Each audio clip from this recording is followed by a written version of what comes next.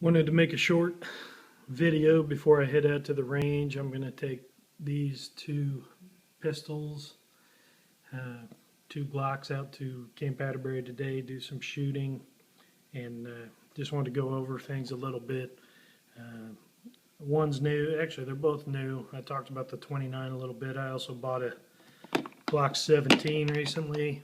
I bought this gun at Gander Mountain. They actually matched the price of a local shop that had it in stock. I wanted a Gen 4 and stuck the gun on layaway. I saw it in stock at a local shop, and they matched the price. I was really happy with the Gen 4 kit. You guys have seen it a million times, but you get 3 magazines. I love the magazine release on the Gen 4. I'm curious to see how the recoil spring feels. So we're going to go out to the range today. I've actually carried the gun a little bit already, even though I have not fired it. I bought also a Galco King Tuck, which is there. You can see a little bit of the wear from the pistol. I was carrying the Glock 17 in that. It'll carry smaller versions of the gun too, anything with that size of slide. Very comfortable. I wore it with shorts. I wore it with pants. The grip on the 17 is pretty long, so I think that prints on the shirt a little bit in the summer wearing a golf shirt, but so be it. It's under a shirt and at least somewhat concealed. But as far as comfort, it was very comfortable for me to carry. I fiddled around wearing it kind of more towards my back and then more towards the front corner of my hip, and had to, maneuver around where I like to keep my cell phone on my belt. Normally is in the same spot. I kind of intuitively want the gun and everything right there in the same spot, so it was a little bit of a puzzle, but I'm getting it figured out. So anyway, I plan to get maybe a white hat holster where I can change the Kydex. It actually screws rather than rivets, the white hat brand, and you can screw other Kydex pieces on. So I'm going to get one of them and get a couple of different pieces so I can carry some different pistols on it. I'm anxious for that to happen soon. Anyway, so I've got plans today, putting some rounds through the Glock and seeing how accurate the 17 is for me. I got one magazine loaded with some blade. I think that's Winchester white box.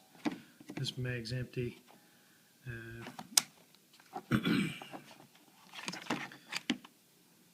That's some MagTech Gold Plus P that I've been carrying, and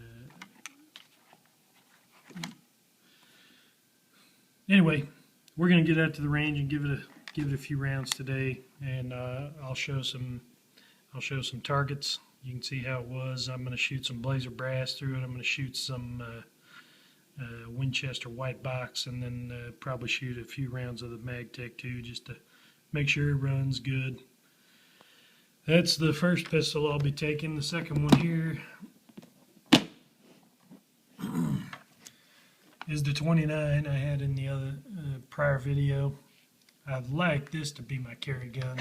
I just need to get the, like I said, the white hat holster. I don't have any way to carry this one yet. That's why I've been carrying the 17 around since I got rid of the 1911. Shoulder rig just wasn't working out in the summer for me personally. So I'd like to be carrying this inside the waistband, a little smaller grip. It's a 29 short frame or small frame. I've heard both. I bought that gun used. Yeah, so we'll put a few rounds through that today too and just see how it feels. And one other thing I got recently, a buddy of mine loaned it to me, but it is a totally awesome book. It's the Complete Glock Reference Guide, and the book has just tons of data about Glocks, tons of information about the company, the factory, a lot of the different models. It's how to field strip, how to change parts out, function testing, diagnostics if you have issues with the gun.